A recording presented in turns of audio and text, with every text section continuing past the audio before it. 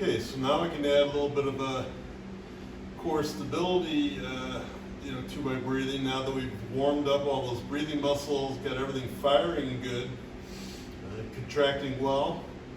So what I'll do is I'll start off, I'll do the inhale, and then I'll pick my feet an inch or two off the floor as I exhale. And there again, during that lengthy exhale, I'm just getting a little bit of core work here just to hold my legs up. Okay, so I'll go ahead and I'll do the elevator breath.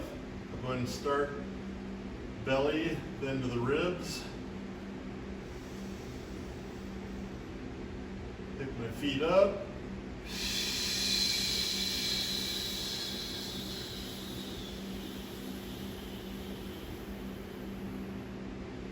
Feet back down, take my inhale.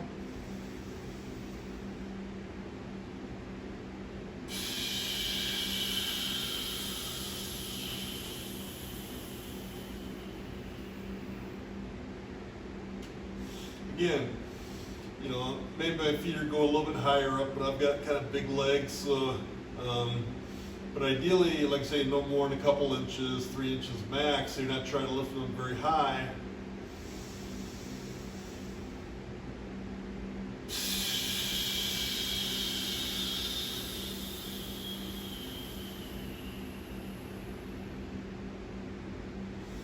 But I can feel all these different muscles all the way around through here, from the surface to the deep ones, working to hold while I've got my feet up. And that's there again, just a simple way to get better core activation. If you're somebody who has off and on back pain or chronic low back pain, then your breathing is probably off.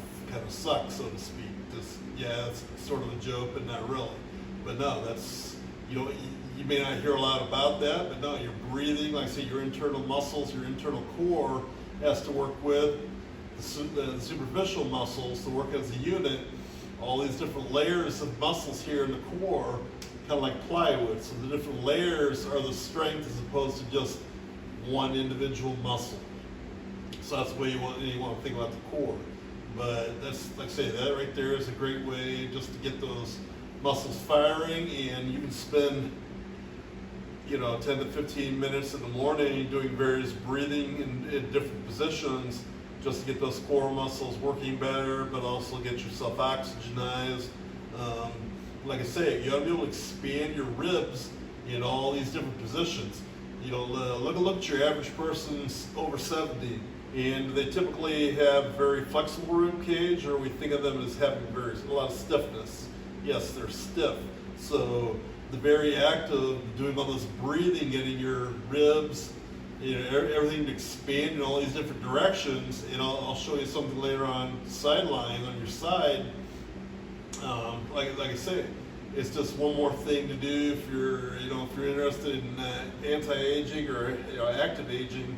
Hey, the more flexible my rib cage is in all these different directions, the more breath I can get in.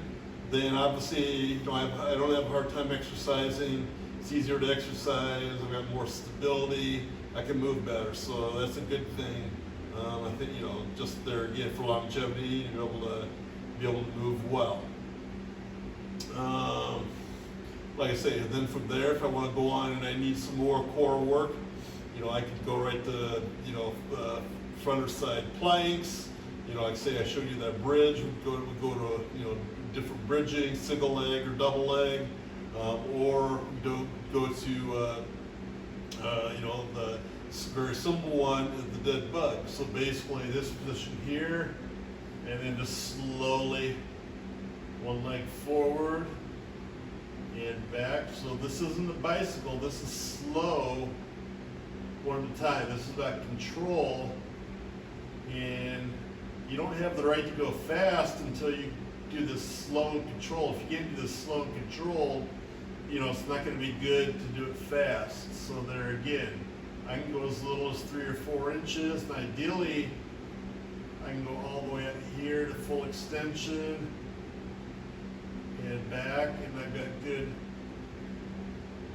control. And you can, to make this a little easier, if that's a struggle, You can either hold a light weight here up to 15, 20 pounds. You pull a band apart just to activate these areas, the core, or even do this next to a wall, so push against the wall to create a little more stability while I'm doing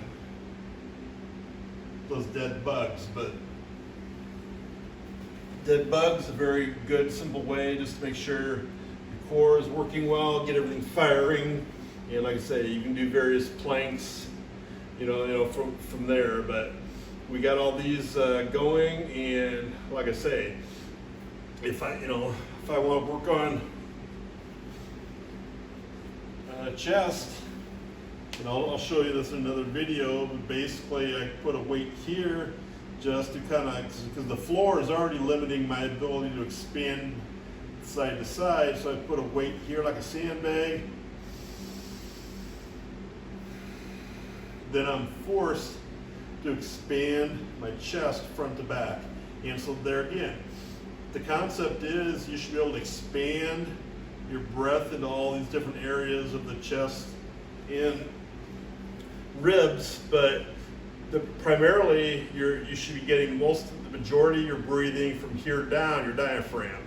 And the muscles from your chest and neck are secondary breathing muscles, which assist. And if you're like sprinting or doing something or really huffing and puffing, that's where you get more of the chest and the neck assisting you with the breathing. But ideally, that shouldn't happen unless you're doing severe exertion. But if you're the average person and you're not breathing well from here down, using your diaphragm, using more of your upper body, your neck, and or your traps to lift your shoulders, then hey, if you have chronic neck and shoulder tightness, maybe your breathing is indicated there as well.